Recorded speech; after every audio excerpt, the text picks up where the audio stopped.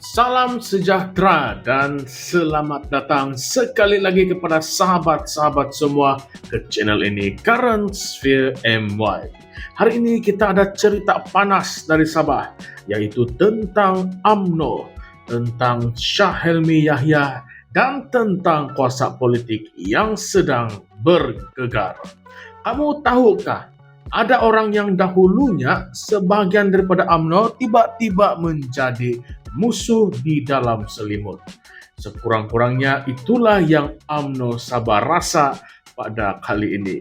Sebab kali ini kita ingin bincangkan tentang keputusan tegas UMNO Sabah menolak Syah Helmi Yahya sebagai calon untuk kerusi Dun Tanjung Keramat di dalam pilihan raya negeri yang akan datang tidak lama lagi. Adakah kamu rasa tindakan UMNO Sabah ini betul atau tidak? Atau sebenarnya ada sesuatu yang lebih besar di sebalik semua ini? Tanpa membuang masa, mari kita bedah satu persatu. Pertama sekali, kita kena faham siapa Syah Helmi Yahya ini dan kenapa UMNO Sabah macam susah betul mereka mau move on dari dia. Syah Helmi ini dulunya ahli UMNO, malah pernah berada di dalam kepimpinan negeri. Tetapi apa yang dia buat sampai dia menjadi kontroversi? Semua ini bermula apabila masa UMNO menarik diri daripada gabungan dengan GRS yang diketuai oleh Datuk Seri Haji Jinor. Waktu itu UMNO buat keputusan untuk tidak menyokong Haji Ji sebagai Ketua Menteri Sabah, tetapi Syah Helmi. Dia membuat keputusan sendiri, yaitu dia terus tetap menyokong Haji Ji. Bayangkan dalam satu parti, semua ahli kena ikut arahan ketua, tetapi tiba-tiba ada seorang yang buat keputusan yang berbeza, yang bertentangan dengan arahan kepala parti itu. UMNO Sabah menganggap ini sebagai satu bentuk penderhakaan politik dan mereka mengambil tindakan tegas, yaitu Syah Helmi digantung keahlian selama 6 tahun. Maknanya selama 6 tahunlah dia tidak boleh bertanding menggunakan tiket UMNO ataupun Barisan Nasional dan tidak boleh menyertai sebarang aktiviti rasmi parti. Tetapi kamu rasa adakah ini tindakan yang wajar atau sebenarnya ini adalah cara UMNO Sabah ingin bersihkan pembelot di dalam parti? Bila Bung Mokhtar Radin, Ketua UMNO Sabah, mengumumkan yang UMNO tidak pernah mempertimbangkan Syah Helmi sebagai calon di Tanjung Keramat, ramai yang tidak terkejut. Bung Mokhtar ini memang terkenal dengan ketegasannya. Dia cakap sangatlah jelas. Dia kata UMNO ini tidak ada ruang untuk mereka yang tidak setia. Katanya, kalau dia nak bertanding di bawah parti lain, silakan. Nah, itu yang si Bung Mokhtar cakap. Memang pedas, tetapi kejap, tunggu dulu. Syah Helmi pula tidak cakap yang dia ingin tinggalkan politik. Maknanya mungkin dia masih lagi ada strategi lain yang dia simpan-simpan. Nah, bila kita sebut pasal strategi pula, kita kena tengok siapa yang UMNO pilih untuk bertanding di Tanjung Keramat nanti. Jeffrey Nur Mohammed, Ketua UMNO Putatan, telah diumumkan sebagai calon Barisan Nasional sejak Oktober tahun lepas. Maknanya keputusan UMNO ini sudah pun lama dibuat dan keputusan ini tidak lagi kita boleh cakap adalah satu keputusan yang mendadak. Tetapi persoalannya, kenapa UMNO awal-awal lagi sudah pun menolak Syah Helmi? Adakah sebab UMNO takut dia akan ulangi sejarah dan sekali lagi main kayu tiga? Nah, atau adakah sebab UMNO ingin pastikan hanya orang yang benar-benar setia dengan parti yang layak bertanding?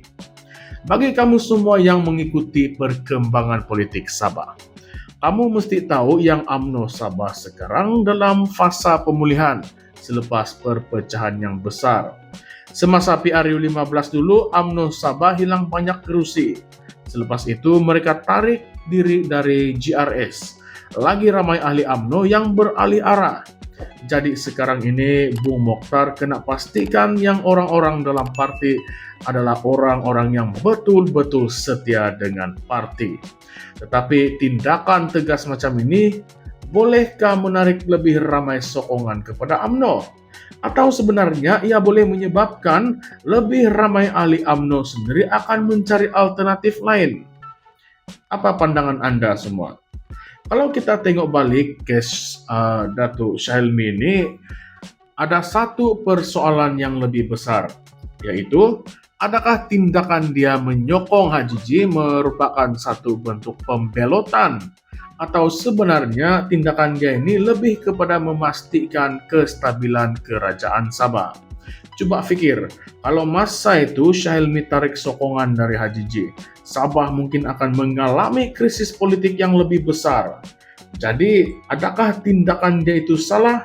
Atau sebenarnya dia lebih mementingkan kestabilan politik berbanding dengan kepentingan parti? Memang kalau di dalam politik, kesetiaan itu adalah sangat penting. Tetapi sampai tahap mana? Adakah seseorang ahli politik kena ikut arahan parti walaupun keputusan parti itu mungkin akan merugikan rakyat? Atau adakah ahli politik perlu buat keputusan sendiri berdasarkan apa yang mereka rasa betul, walaupun itu bermaksud berdepan dengan risiko digantung ataupun dipecat? Syahilmi sekarang ada beberapa pilihan. Yang pertama, dia boleh diam dan tunggu tempo penggantungnya tamat. Yang kedua, dia boleh lompat ke parti lain dan bertanding atas tiket baru. Adakah GRS? Nah, itu spekulasi. Ataupun parti lain yang boleh beri dia platform. Tapi kalau dia mau bertanding lawan UMNO di Tanjung Keramat, itu akan jadi satu pertempuran politik yang menarik. Bayangkan bekas ahli UMNO sendiri bertanding melawan calon UMNO. Kamu rasa kalau itu berlaku, siapa yang akan menang? Nah, dan kalau dia masuk parti lain pula, adakah dia akan diterima sepenuhnya atau hanya digunakan sebagai alat politik sementara? Kita sudah tengok case-case macam ni yang sebelum ini. Ahli politik yang berpaling tedah selalunya tidak akan bertahan lama di dalam parti baru.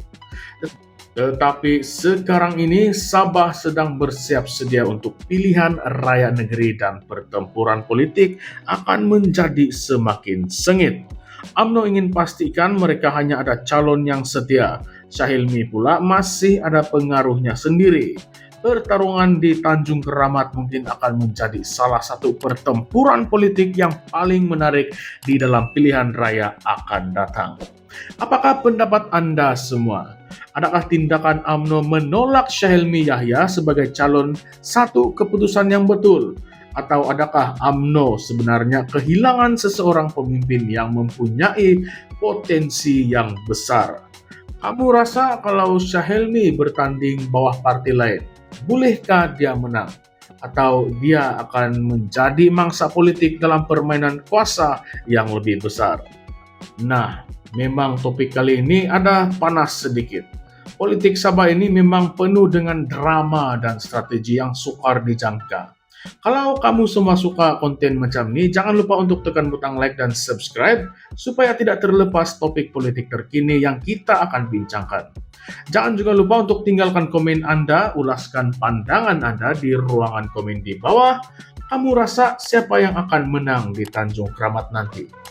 Jumpa lagi di dalam video yang seterusnya. Terus kekal bersama channel ini Currents VMY untuk analisis politik yang mendalam dan tanpa tapisan. Salam sejahtera dan jumpa lagi di video yang seterusnya.